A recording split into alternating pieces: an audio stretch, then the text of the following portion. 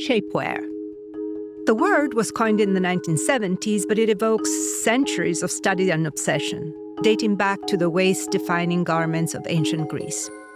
Hundreds of brands augmenting and correcting the human shape have entered the market, but there is one that has become synonymous with its product: Spanx.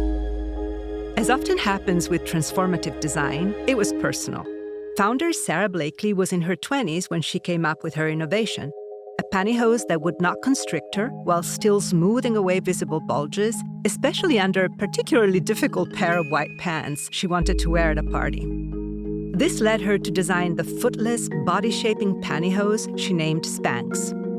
During her research, Blakely realized that the industry was not focusing on women and how they felt. To her surprise, she discovered that it was men who worked on these designs, which were tested on mannequins instead of real people. And it became her mission to make things better. The packaging underscored that this was a product made by a woman for women. It was adorned with playful illustrations of women wearing Spanx, including one in a superhero's cape. Spanx captured the market and soon expanded into underwear, loungewear, and even maternity shapewear. During its first year in 2000, Spanx brought in $4 million and sales had climbed to $400 million by 2018. Blakely's breakthrough was both technological and strategic.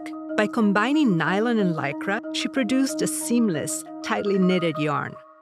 The garment extended above the bottom of the ribcage like an ordinary control top pantyhose, and she removed the elastic at the edge, which got rid of the uncomfortable pinching that often happens around the waist and thighs.